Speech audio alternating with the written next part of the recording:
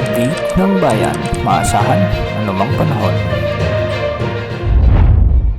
Magandang oras po sa ating lahat, narito ng latest update kay Bagyong Marce at sa lagay ng panahon sa susunod na 24 oras. Sa kasalukuyan ay halos stationary o hindi na gumagalaw sa kinalalagyan si Bagyong Marce habang ito ay nasa silangan ng Northern Cagayan. Huling namataan ang sentro o mata nito sa layong 295 kilometers silangan ng Apari, Cagayan. Taglay na nito ngayon ang lakas ng hangin na umaabot sa 150 kilometers per hour malapit sa gitna at pagbugsong umaabot sa 185 kilometers per hour. Sa ngayon ay hindi halos ito gumagalaw o kumikilos man ng mabagal ng pakanluran. Sa ngayon nakataas na ang Tropical Cyclone Wind Signal number 3 sa bahagi ng northeastern portion ng mainland Cagayan. Nakataas din ang Signal number 2 sa bahagi ng Batanes, ang nalalabing bahagi ng Cagayan kasama ng Babuyan Island, ang northern portion ng Isabela, sa may Apayao, ang northern portion ng Kalinga, ang northern portion ng Abra, sa may Ilocos Norte at ang northern portion ng Ilocos Sur. Samantalang nakataas din ang Tropical Cyclone Wind Signal number 1 sa bahagi ng La Union, ang nalalabing bahagi ng Ilocos Sur, ang northwestern portion ng Pangasinan, ang nalalabing bahagi ng Abra, ang nalalabing bahagi ng Kalinga, Mountain Province, Ifugao, Benguet, ang nalalabing bahagi ng Isabela, Quirino, Nueva Vizcaya at ang northern portion ng Aurora. Ang mga lugar na ito ay makakaranas na ng mga pagbugso ng hangin na may mga kasamang pag-ulan sa mga susunod na oras.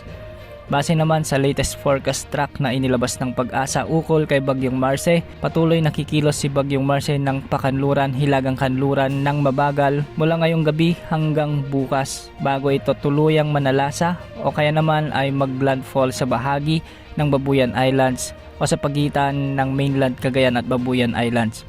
Posible rin nitong tawirin ang mga probinsya ng Apayao at Ilocos Norte o di kaya naman ay dadaplis ang mata nito sa mga probinsyang ito.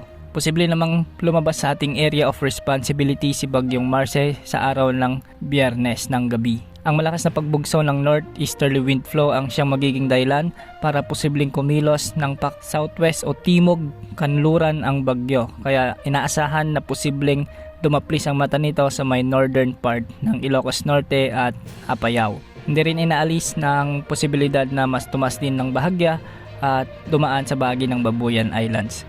Hindi naman ito nakikitang lalakas pa bilang super typhoon category at mapapanatili na lamang nito ang kanyang lakas bilang typhoon category. Ngunit kahit hindi man ito lalakas bilang super typhoon, malakas pa rin ang hangin at mga pag-ulan na dala ng bagyo. Kaya sa mga kababayan natin sa Northern Luzon ay maging alerto at maganda dahil malakas ang bagyong paparating muli sa ating bansa. Ngayong araw nga dahil sa bagyo ay asahan na ang mga heavy to intense rains o katumbas ng 100 to 200 mm na pag-ulan sa bahagi ng Cagayan, Apayao at Ilocos Norte. Ito ay dulot na ng bagyang paglapit ng bagyo sa mga nasabing probinsya. Makakaranas naman ng katamtaman hanggang sa malalakas na pag-ulan ang mga probinsya ng Batanes, Abra, Isabela, Aurora at Ilocos Sur o katumbas ito ng 50 to 100 mm na pag-ulan.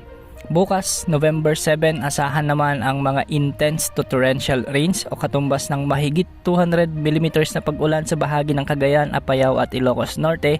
Ito ay dahil sa patuloy na paglapit ng mata ng bagyo sa mga nasabing probinsya.